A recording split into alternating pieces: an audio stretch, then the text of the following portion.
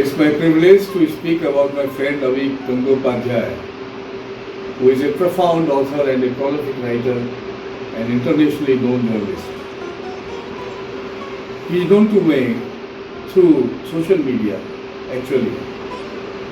But very soon, I read his lot of articles published in international journals and well-known magazines of India and abroad.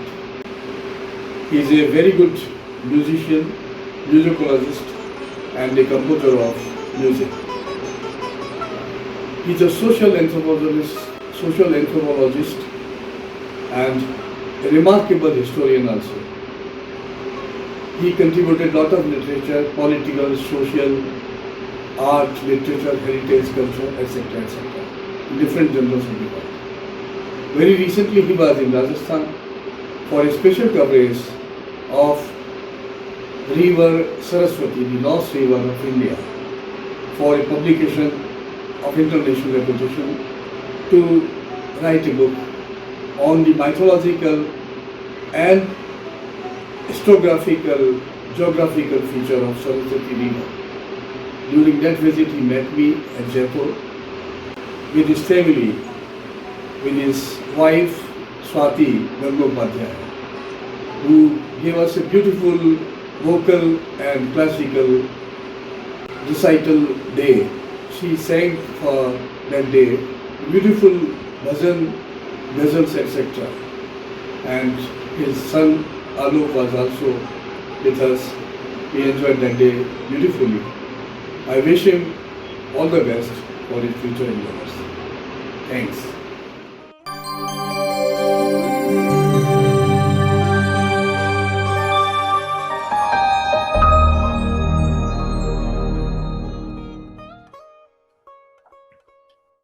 শুভ জন্মদিন অভিক, অনেক শুভেচ্ছা রইল। নমস্কার, আমার নাম রাজীব শ, আমি জাপানে থাকি। আমি হলাম অভিকের স্কুল ফ্রেন্ড। আমরা দুর্গাপুর বলে একটা ছোট শহরে থাকতাম। সেখানে অভিকের বাবা প্রয়াত মানব গঙ্গোপাধ্যায় স্যার দুর্গাপুর গভর্নমেন্ট কলেজের প্রফেসর হয়ে এসছেন, এবং তারপরে অভিক আমাদের স্কুলে, which is MMC High School, সেখানে স্টুডেন্ট হয়ে এসছে। Actually, Avik was the first student who came from outside our little community. He brought fresh air. He brought a big charisma with him. You understand what I mean? To be very honest, I was very afraid at the initial stage to talk to him directly because of his English eloquence and very charismatic person. Later we became good friends, but I also became a big fan of him. And I think that not only me, but the whole school, our teachers, our students, even their parents, everybody became a big fan of Gangopadhyay family. I recently met Avik and Avik's family. I met Swati Aloy.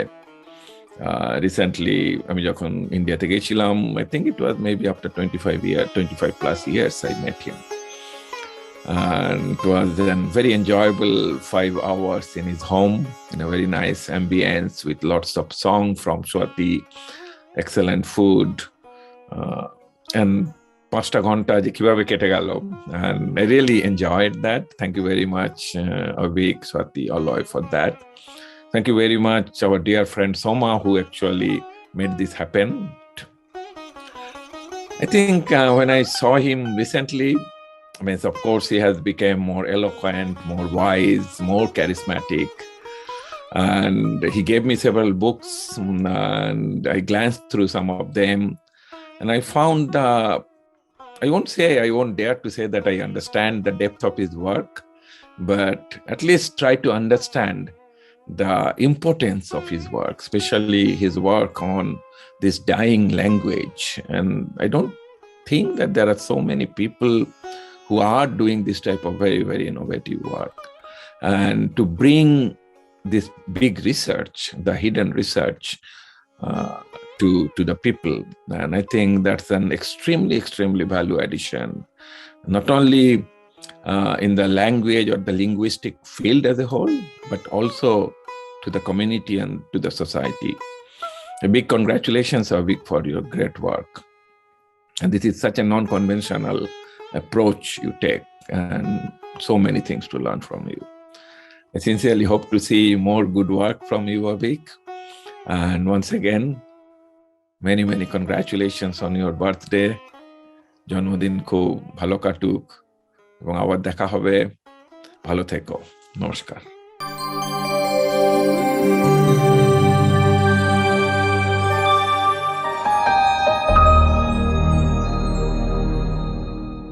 Hello, Avik. Happy birthday. Many, many happy returns of the day. It's your 55th birth anniversary, and I must congratulate you. And I wish you to be as young as you know, and youthful. To put it in Alfred Tennyson's words, to strive, to seek, to find, and not to yield. And that's how you are to me. I'm really honored to speak about you in this well-wishing video. Those who do not know my association with Avik, let's trace back many years ago when I met Darshan Shams. You can call me Shams. I was just starting my literary voyage where Avik had always been, and still now, my wonderful mentor. Right now, I'm working as a visiting faculty in the USA. But before COVID-19 pandemic, I often visited Kolkata, maybe more than 3 times a year, sometimes 4 times a year. That time I was teaching at Notre Dame University, Bangladesh, as an assistant professor in the Department of English. I would bluntly and literally confess that Avik has a huge role in my expansion, in the expansion of my critical approach, lenses, perspective on literature, pedagogy, creative writing, whether explicitly or implicitly. I still miss our insightful addas during the Kolkata Press Club or your book launching session at Oxford Bookstore. I miss those days, and those moments were majestic memento, I would say. You have hosted me a lot of times. I'm grateful to you and your family, certainly. About Avik's works, to speak more even will be less for you, Dada. Thou art more lovely than my words, certainly.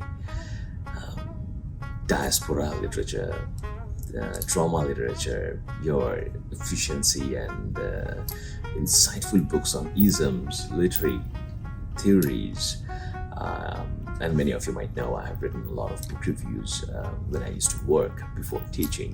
I used to work in the Daily Observer and Bangladesh Post as literature editor. We have a very strong bond, and it has been a long time, the journey of us together. Those who do not know, we recently published a book together, Avik and I. We were in the editorial team. The book is globally published and distributed.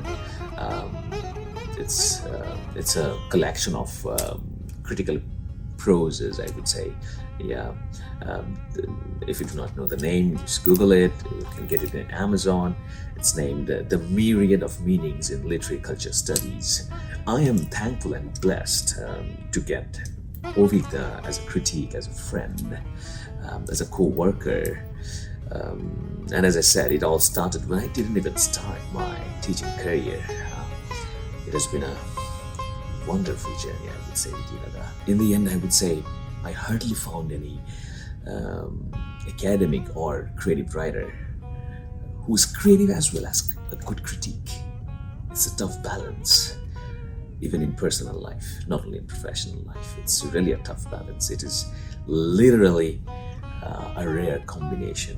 It's like having two legs in two boats, and you excel in it, Dada. I was astounded when I first read, honestly, your Love in Siesta. What a beautiful creative writing skill you have. I'm inspired. I'm inspired by your critical approaches. I'm inspired as a teacher. I'm inspired as a translator. Because the concept of transcreation, I really got moved with your approaches and thoughts. So wherever I am right now, suddenly I must mention that you have been implicitly and explicitly my mentor. Anyway, we will meet soon, and I'm eagerly waiting to be in Kolkata with your birthday gift. Let that be a surprise for a while. Let me conclude in Ghalib style. आप सलामत रहो 1000 बरस, हर बरस के हो दिन 55,000। शुभ जन्मदिन।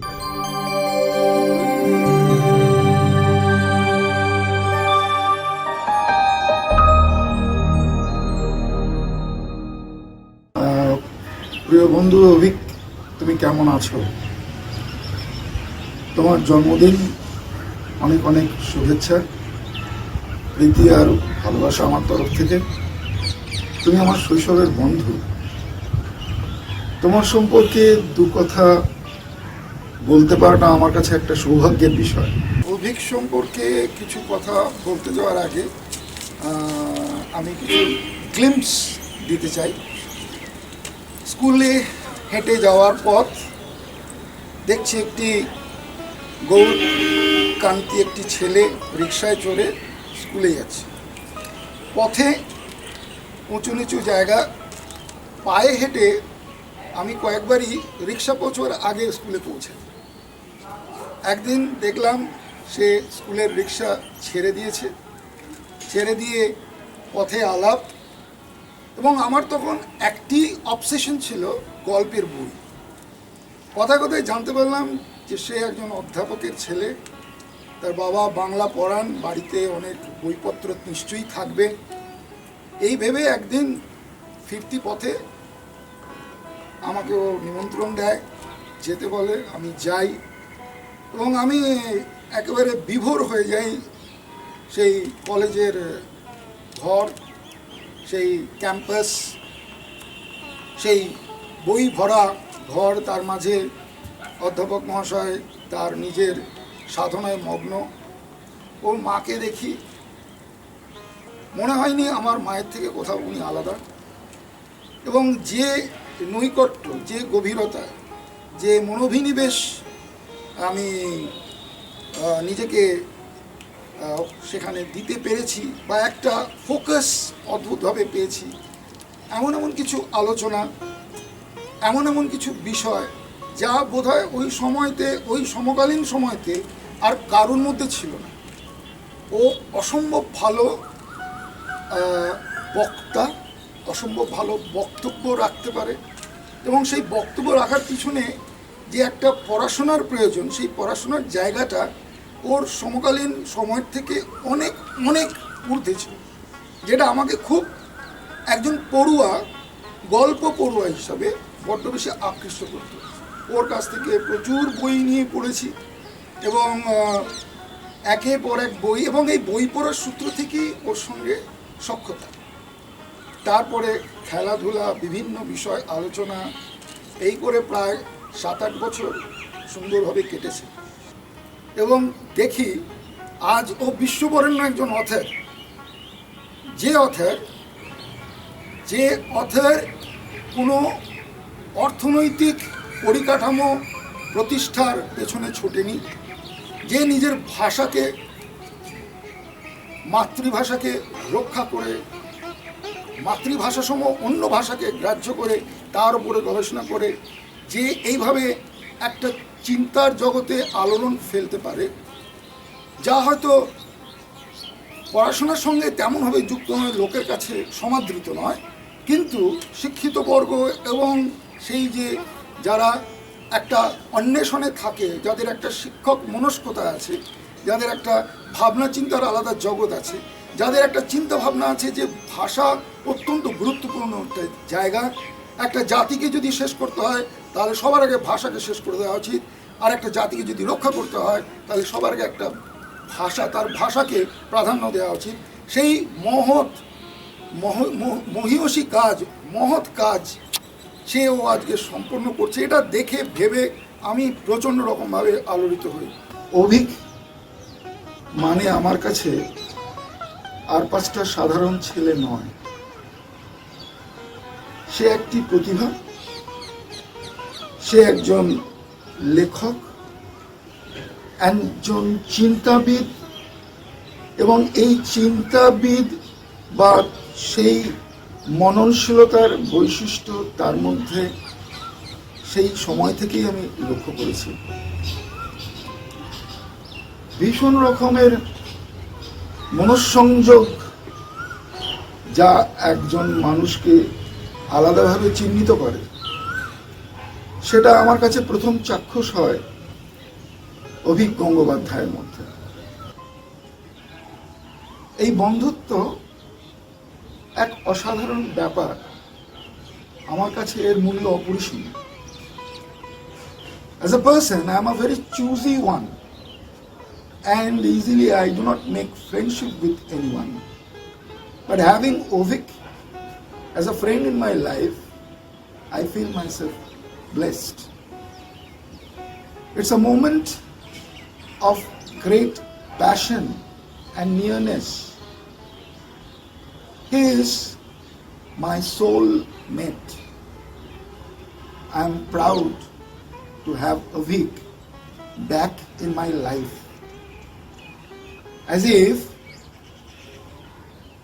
the required blood infused in the body of a patient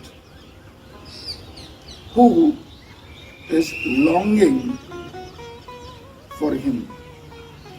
He is like an infused blood and energy to me. অভিকের জন্মদিনে অনেক অনেক শুভেচ্ছা, অনেক অনেক ভালোবাসা আমার পরিবারের তরফ থেকে। আমার ছেলেমেয়েরা অত্যন্ত ভক্ত অভিকের।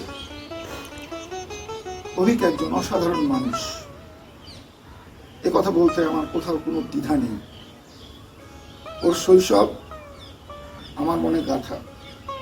যদি আমি নিজেকে মনে রাখি তাহলে অভিক তার অবিচ্ছেদ্য অঙ্গ। ভালো থাকবে অভিক।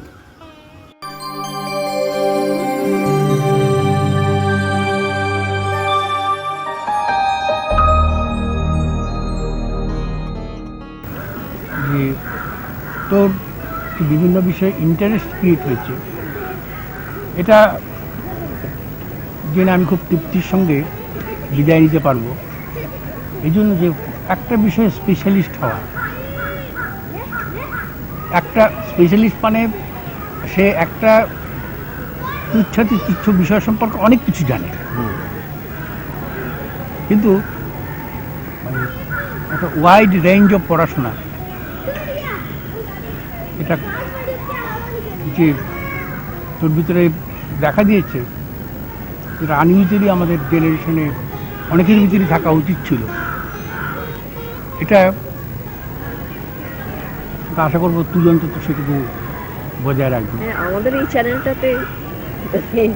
আর সেকেন্ড হচ্ছে তোর যেটা সবচেয়ে স্ট্রাইকিং, সেটা হচ্ছে sense of responsibility, morality.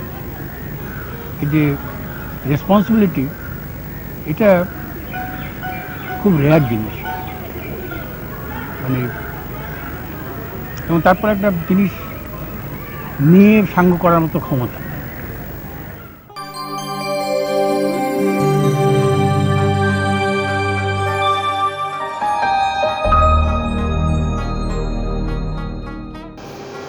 Hi, I'm Gopakumar Radhakrishnan from Kerala and a close associate, a friend of Avik Gangopadhyay, sir. Today, I'm so glad to connect and share few words about Avik sir on the occasion of his 55th birthday. I feel it's a blessing received in my life to come across a fine and refined personality like him. It was very pleasing to work closely with him on few projects related with poetry and literature.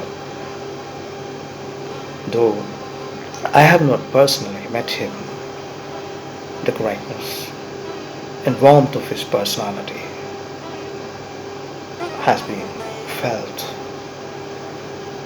beyond the physical distances. Hopefully someday we will meet. To say about something about his contribution to our project, I would like to say few words on that. He worked as a jury panel member of our renowned international poetry contest titled Rabindranath Tagore Award International. So it was, again, I would like to say, it was my blessing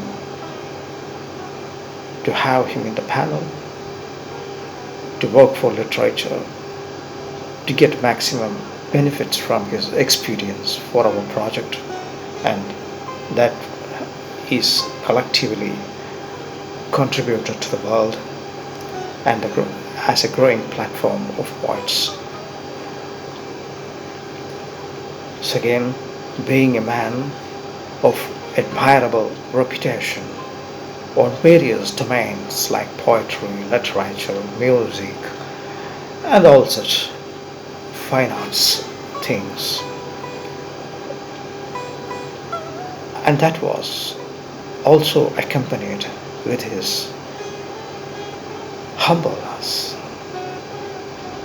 I have seen that quality as an admirable one. Perhaps I also would like to learn many things from him.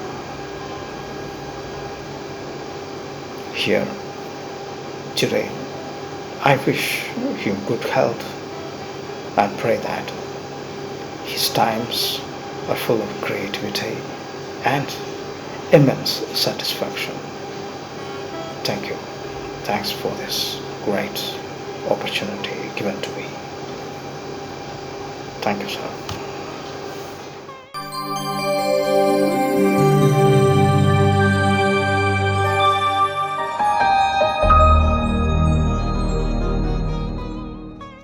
নমস্কার।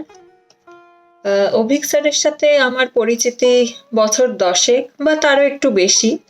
2007 সালে ইংলিশের ছাত্রী হিসেবে স্যারের ক্লাসে আমার প্রথম পদার্পণ, আর সেই থেকেই প্রথম যোগাযোগ।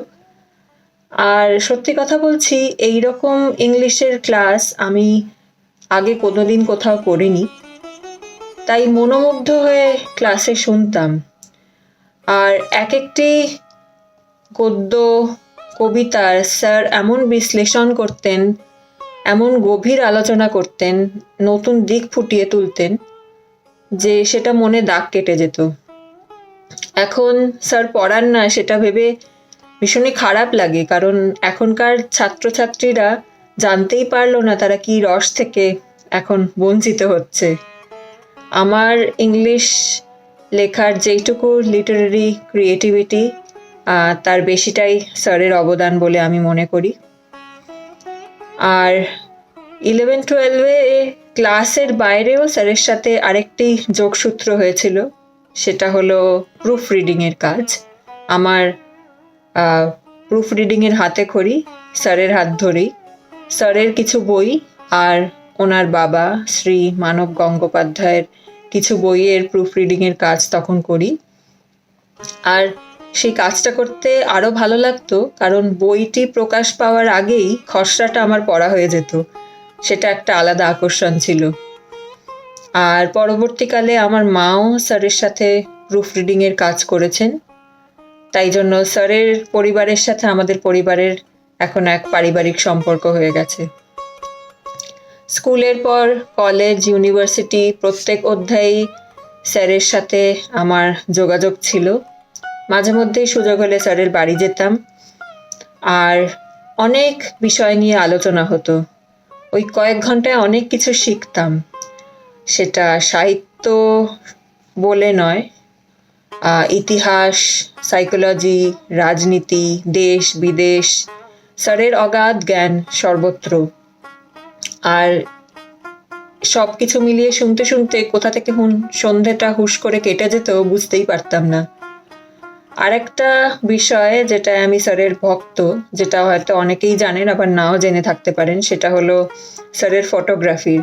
স্যার বিভিন্ন জায়গায় ঘুরতে যেতেন আর সেই সব দুষ্প্রাপ্য কিছু ছবি আমাদের দেখিয়েছেন, যেটা এক কথায় অনবদ্য। আর বাঙালি যে ভ্রমণ পিপাসু, স্যার হচ্ছেন তার পারফেক্ট এক্সাম্পল। এখন আমি কর্মসূত্রে বাইরে থাকি, কিন্তু স্যারের সাথে যোগাযোগ এখনো অবিচ্ছিন্ন আছে। এখনো সুযোগ হলে কখনো কখনো স্যারের ভাষা বা সাহিত্য বিষয়ক রিসার্চের ওপর কোনো সেমিনার হলে আমি উপস্থিত থাকার চেষ্টা করি সেই সমস্ত জায়গায়। স্যারের লেখা অন্যতম আমার প্রিয় বই হলো মেটাক্রিটিক্যাল এস্থেট ইন টেগোর, যেখানে স্যার ভীষণ সুন্দরভাবে বিশ্লেষণ করেছেন কেন রবীন্দ্রনাথ ঠাকুরের গীতাঞ্জলি আর সং অফারিংস দুটো আলাদা বই।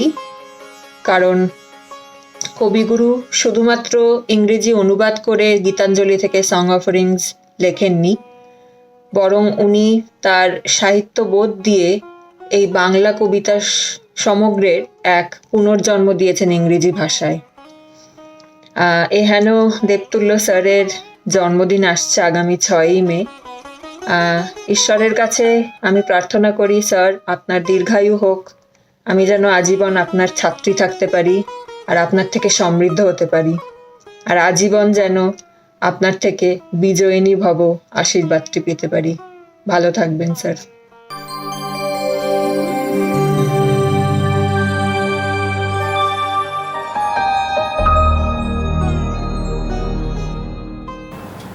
অভিক একদম ছোটবেলায় আমার মানে ভীষণ কাছের ছিল আর কি। মাদের কাছে থাকে ঠিকই, কিন্তু ও মানে আমাকে ছেড়ে এক ফোঁটা নড়তো না।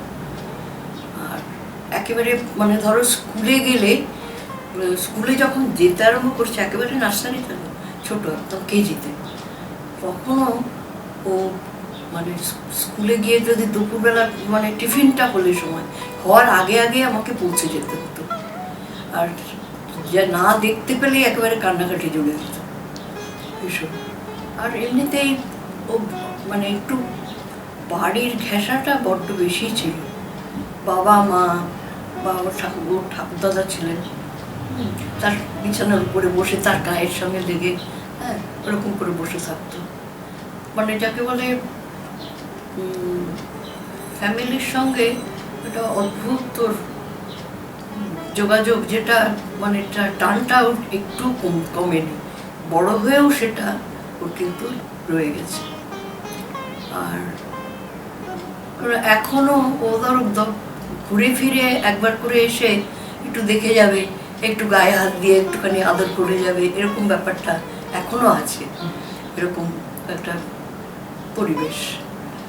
বাবা একটুখানি গম্ভীর ছিল বলে বাবার সঙ্গে অতটা ওইরকমভাবে মানে যেত না, কিন্তু কী করতো, ঘুম পেলেই, আমি তো কাজে ব্যস্ত থাকতাম, সংসারের নানান রকম কাজের সঙ্গে আমাকে একেবারে লেপটে থাকতে হতো। ও বাবার কোলের মধ্যে যে উঠে আর ওই দুটো পা দুদিকে চেয়ারের দুদিকে ঝুলিয়ে দিয়ে বুকে মাথা দিয়ে ওখানেই ঘুমিয়ে পড়তো, এরকম ব্যাপারটা ছিল। আর আস্তে আস্তে আস্তে আস্তে বড় হয়েছে অনেক, মানে যতদিন ধরে ধরো বড় হতে হতেও ও কিন্তু অ্যাটাচমেন্টটা বাড়ির প্রতি খুব বেশিই ছিল। এটা আমি দেখেছি, অন্যান্য ছেলেদের তো দেখেছি এর মা বাবার জন্য যে যতটা মানে সময় দেয়া, তারপরে তাদের সঙ্গে গল্প করা, কথা বলা, এইসব ব্যাপারগুলো কিন্তু সে ওর বাবার অত বয়স পর্যন্ত ও মানে সেটা ছিল। আগে সেই বাবার ঘরে বসতো, এটা বাবা মার সঙ্গে ওর বাবা মার সঙ্গে একটা আলাদা রকম সংযোগ, মানসিক সংযোগ ছিল, যেটা ওর এখনো আছে। এবং সেটাতে আমি তো কি বলবো, নিশ্চিন্ত। এত বয়স হয়েছে আমার, তবুও মনে হয় যে হ্যাঁ ও পাশে আছে।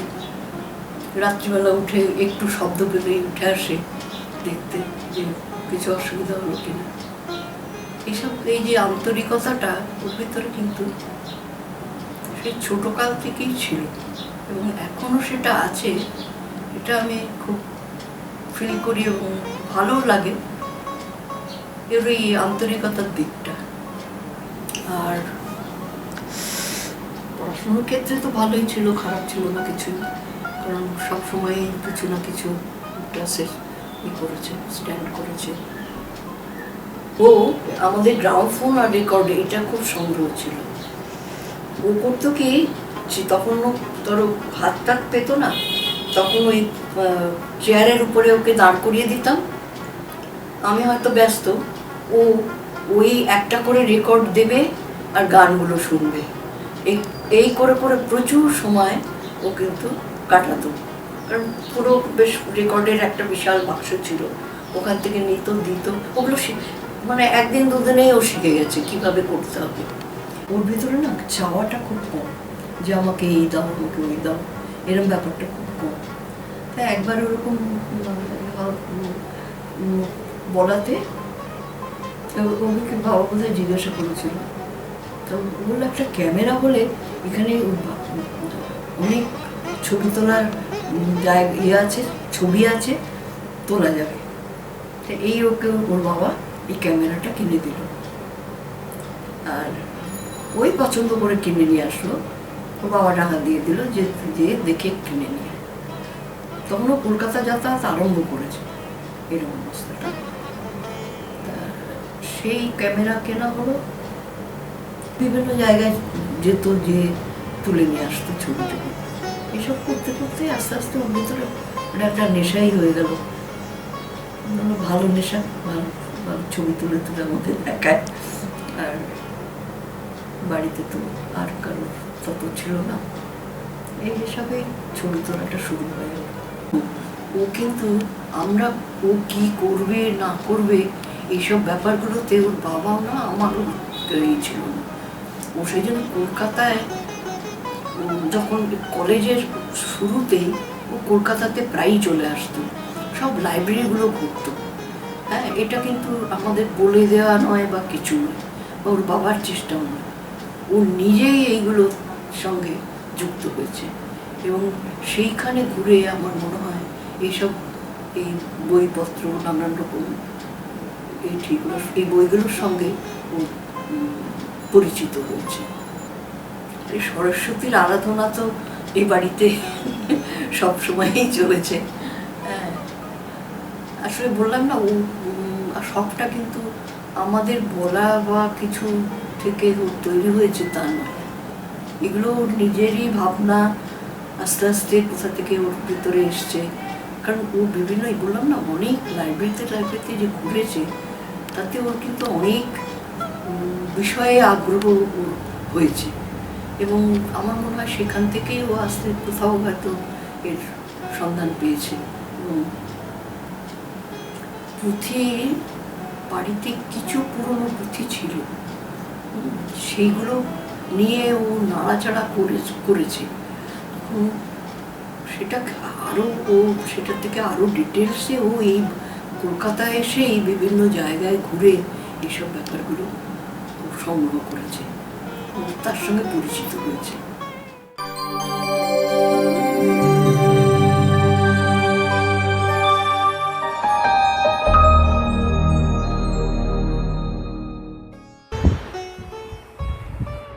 Hello, Avik Gangopadhyay and Ashutosh Mukhopadhyay, they have a good connection. What connection I'm telling you?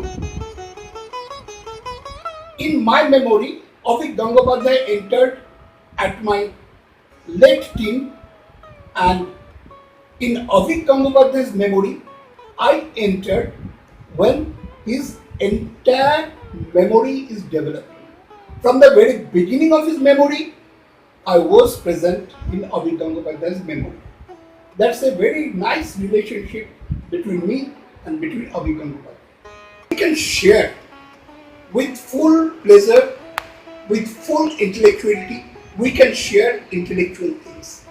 Not cinematographic, neither cricket, not sports, not anything like else.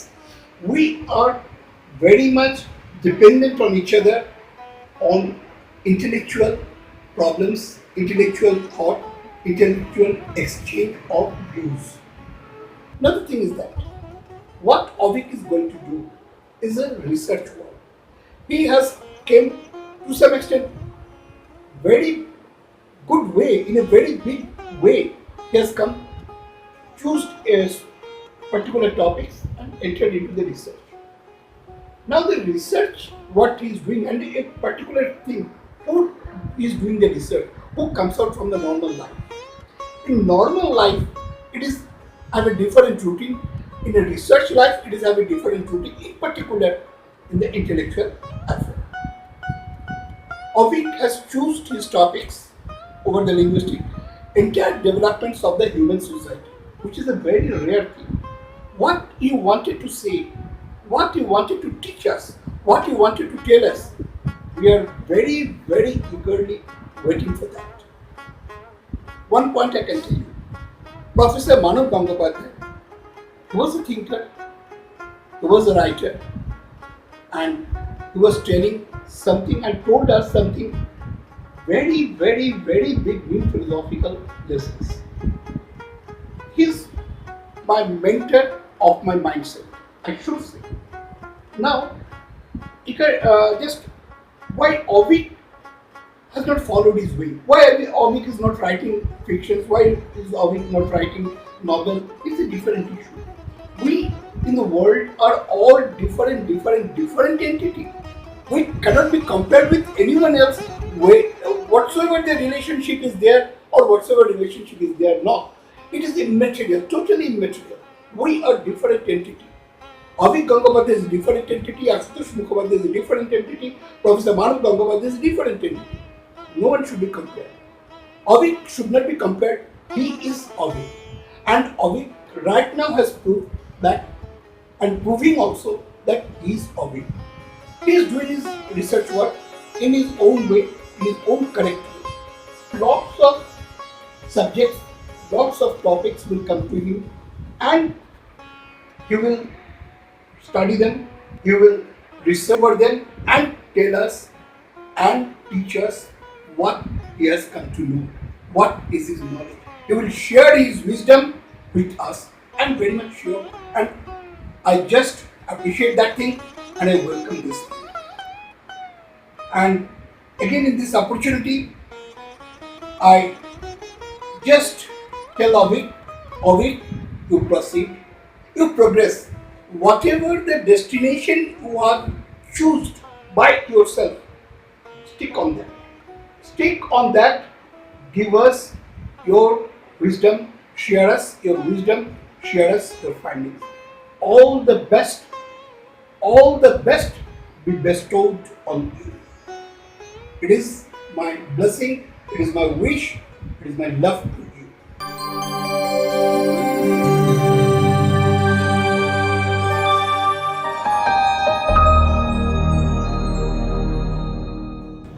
Sir Avik গঙ্গোপাধ্যায়কে নিয়ে অল্প কিছু বলা অসম্ভব। উনি আমার ফ্যামিলি ফ্রেন্ড, আর আপনারা শুনলে অবাক হবেন উনি আমার স্টুডেন্টও। একটু বিস্তারিত বললেই সব বোঝা যাবে। জার্নিটা শুরু হয়েছিল 2004 সালে একটা সর্বভারতীয় অনলাইন ক্লাসের শুটিংয়ের মাধ্যমে। তারপর থেকেই বুঝতে পারি উনি একজন শুধুমাত্র একাডেমিকই নন, একজন গুড ক্রিয়েটিভ পার্সন।